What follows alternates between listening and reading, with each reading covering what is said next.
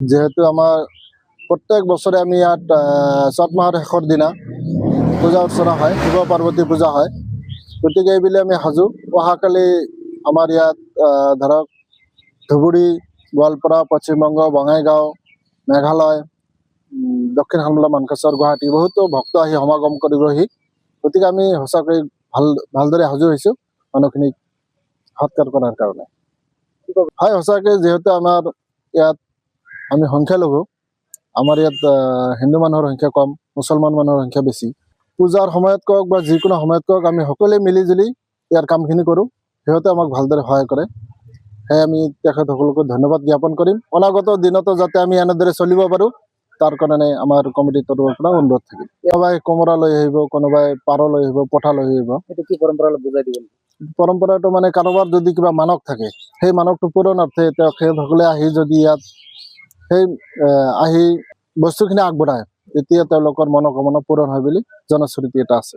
শেষত এটা এই যিহেতু অস্তিত্বৰ সংকট পৰিছে, গৰাখহনীয়া প্ৰতি বছৰে কাল ৰূপ ধাৰণ কৰে, এই ক্ষেত্ৰত আপুনি কি কয় চৰকাৰক?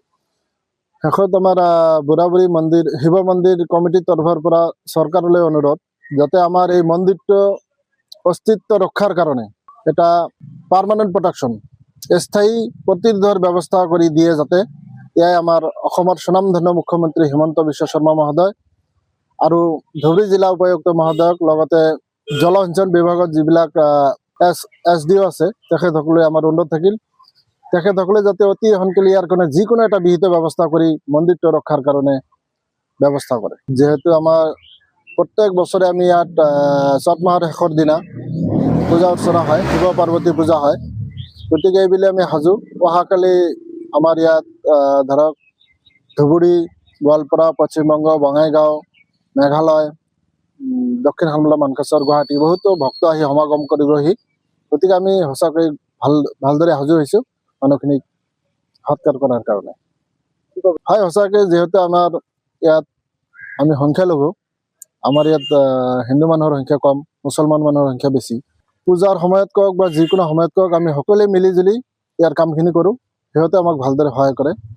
সেয়ে আমি তেখেতসকলকো ধন্যবাদ জ্ঞাপন কৰিম। অনাগত দিনতো যাতে আমি এনেদৰে চলিব পাৰোঁ তাৰ কাৰণে আমাৰ কমিটিৰ তৰফৰ পৰা অনুৰোধ থাকিল। কোনোবাই কোমোৰা লৈ আহিব, কোনোবাই পাৰ লৈ আহিব, পঠা লৈ আহিব। এইটো কি পৰম্পৰা অলপ বুজাই দিব। পৰম্পৰাটো মানে কাৰোবাৰ যদি কিবা মানস থাকে, সেই মানসটো পূৰণাৰ্থে তেখেতসকলে আহি যদি ইয়াত সেই আহি বস্তুখিনি আগবঢ়ায়, তেতিয়া তেওঁলোকৰ মনোকামনা পূৰণ হয় বুলি জনশ্ৰুতি এটা আছে। শেষত এটা এই যিহেতু অস্তিত্বৰ সংকট পৰিছে, গৰাখহনীয়া প্ৰতি বছৰে কাল ৰূপ ধাৰণ কৰে, এই ক্ষেত্ৰত আপুনি কি কয় চৰকাৰক? শেষত আমাৰ বুঢ়াবুঢ়ী মন্দিৰ, শিৱ মন্দিৰ কমিটিৰ তৰফৰ পৰা চৰকাৰলৈ অনুৰোধ, যাতে আমাৰ এই মন্দিৰটো অস্তিত্ব ৰক্ষাৰ কাৰণে এটা পাৰ্মানেণ্ট প্ৰটেকশ্যন, স্থায়ী প্ৰতিৰোধৰ ব্যৱস্থা কৰি দিয়ে, যাতে এয়াই আমাৰ অসমৰ স্বনামধন্য মুখ্যমন্ত্ৰী হিমন্ত বিশ্ব শৰ্মা মহোদয় আৰু ধুবুৰী জিলা উপায়ুক্ত মহোদয়ক, লগতে জলসিঞ্চন বিভাগত যিবিলাক SDO আছে তেখেতসকলে আমাৰ অনুৰোধ থাকিল, তেখেতসকলে যাতে অতি সোনকালে ইয়াৰ কাৰণে যিকোনো এটা বিহিত ব্যৱস্থা কৰি মন্দিৰটো ৰক্ষাৰ কাৰণে ব্যৱস্থা কৰে।